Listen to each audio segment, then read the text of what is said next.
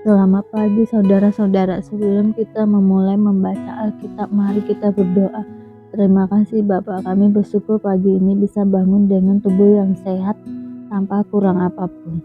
Sebelum kami melakukan aktivitas hari ini, kami rindu untuk membaca Alkitab Tuhan, untuk melandasi hidup kami dengan kebenaran-Mu.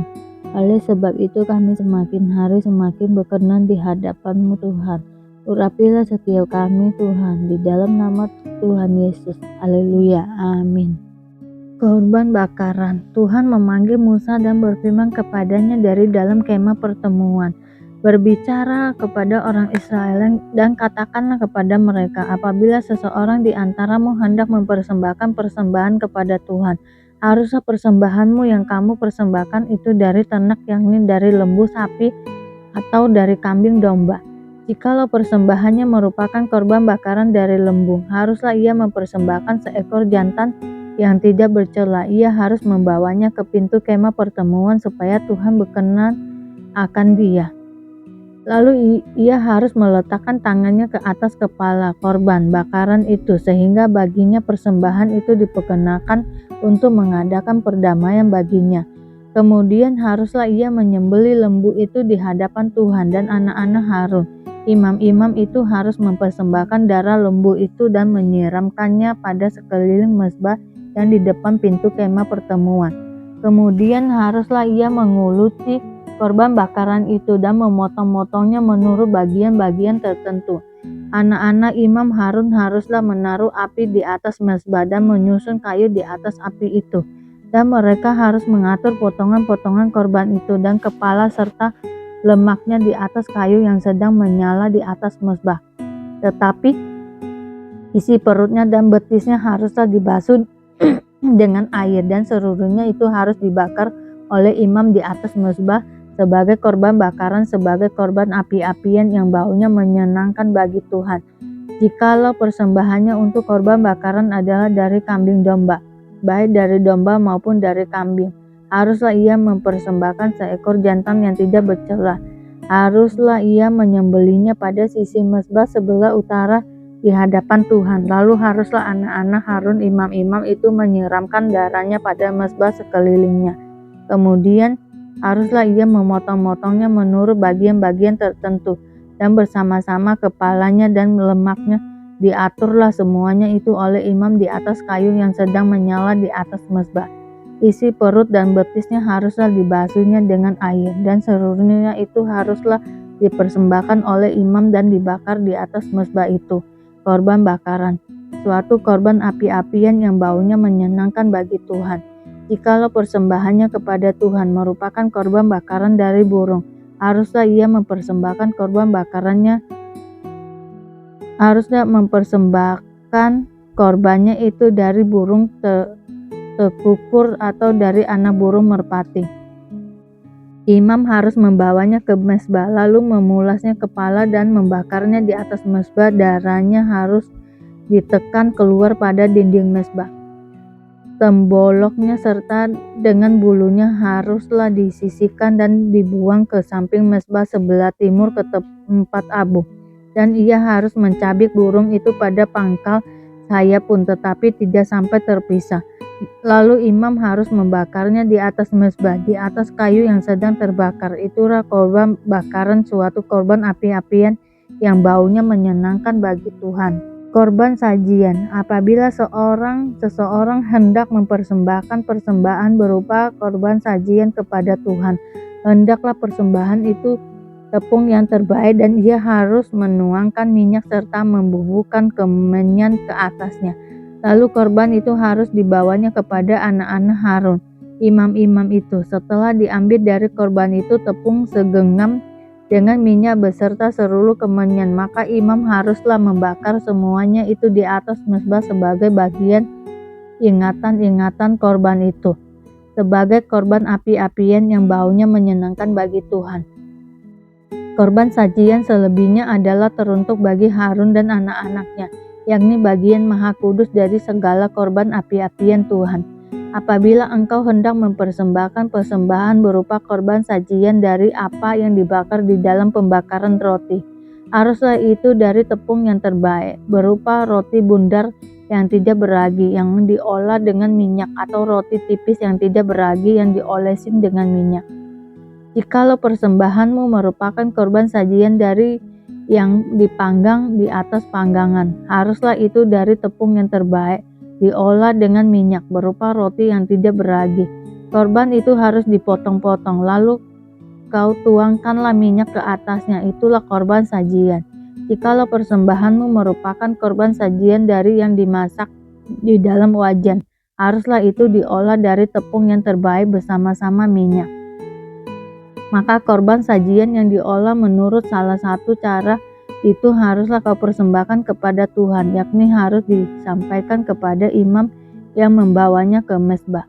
Kemudian imam harus mengkhususkan dari korban sajian itu bagian ingatannya, lalu membakarnya di atas mezbah sebagai korban api-apian yang baunya menyenangkan bagi Tuhan. Korban sajian selebihnya adalah bagian Harun dan anak-anaknya, yakni bagian maha kudus dari segala korban api-apian Tuhan. Suatu korban sajian yang kamu persembahkan kepada Tuhan, janganlah diolah beragi, karena dari ragi atau dari madu tidak boleh kamu membakar sesuatu pun sebagai korban api-apian bagi Tuhan. Tetapi sebagai persembahan dari hasil pertama, boleh kamu mempersembahkannya kepada Tuhan. Hanya janganlah dibawa ke atas mezbah menjadi bau yang menyenangkan. Dan tiap-tiap persembahanmu yang berupa korban sajian haruslah kau bubuhi garam. Janganlah kau lalaikan garam perjanjian Allahmu dari korban sajianmu. Beserta segala persembahanmu haruslah kau persembahkan garam. Jikalau engkau hendak mempersembahkan korban sajian dari hulu hasil kepada Tuhan, haruslah engkau mempersembahkan bulir gandum yang dipanggang di atas api, emping gandum baru sebagai korban sajian dari hulu hasil gandummu. Haruslah kau bubuh minyak dan kau taruh kemenyan ke atasnya, itulah korban sajian. Haruslah imam membakar sebagai ingat-ingatannya sebagian dari emping gandumnya dan minyaknya beserta seluruh kemenyannya sebagai korban api-apian bagi Tuhan. Korban keselamatan. Jikalau persembahannya merupakan korban keselamatan, maka jikalau yang dipersembahkannya itu dari lembu, seekor jantan atau seekor betina, haruslah ia membawa yang tidak bercela ke hadapan Tuhan. Lalu ia harus meletakkan tangannya di atas kepala persembahannya itu dan menyembelihnya di depan pintu kemah pertemuan. Lalu anak-anak Harun, imam-imam itu haruslah menyiramkan darahnya pada mezbah sekelilingnya.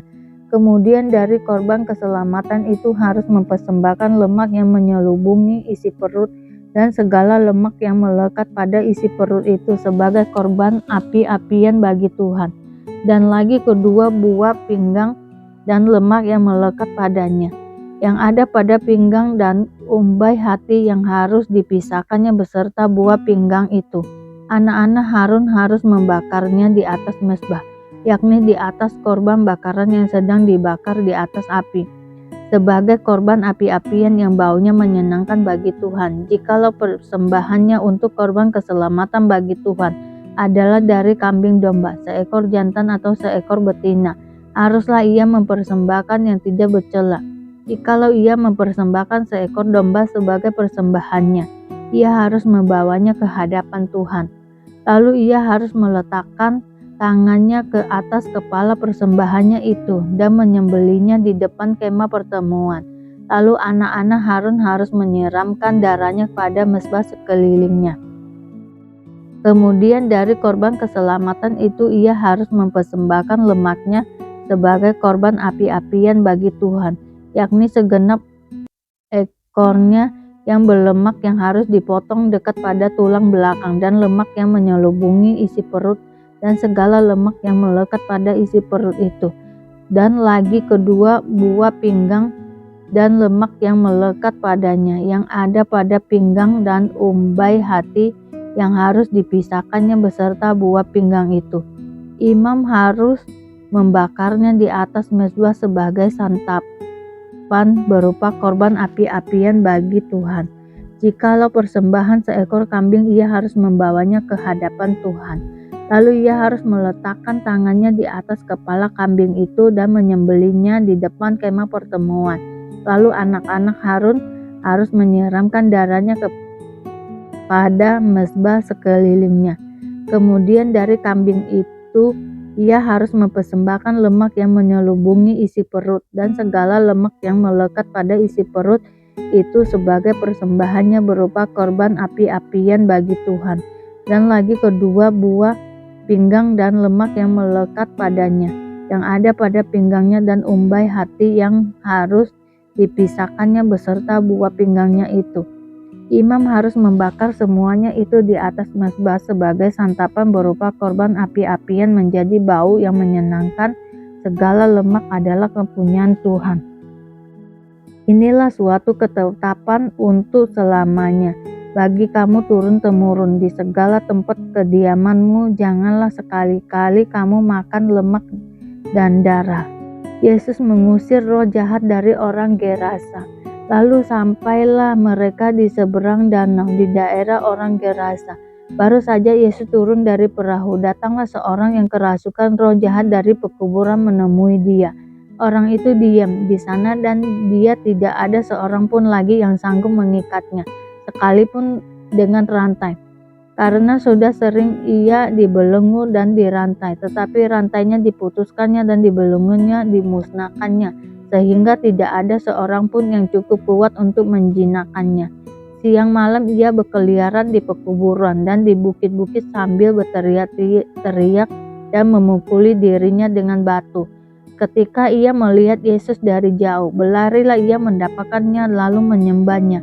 Dan dengan keras ia berteriak, "Apa urusanmu dengan aku, hai Yesus, Anak Allah yang Maha Tinggi? Demi Allah jangan siksa aku." Karena sebelumnya Yesus mengatakan kepadanya, "Hai engkau roh jahat, keluar dari orang ini." Kemudian ia bertanya kepada orang itu, "Siapa namamu?" Jawabnya, "Namaku Legion, karena kami banyak." Ia memohon dengan sangat supaya Yesus jangan mengusir roh-roh itu keluar dari daerah itu. Adalah di sana di lereng bukit sejumlah besar babi sedang mencari makan. Lalu roh-roh itu meminta kepadanya, katanya, "Suruhlah kami pindah ke dalam babi-babi itu, biarkanlah kami memasukinya."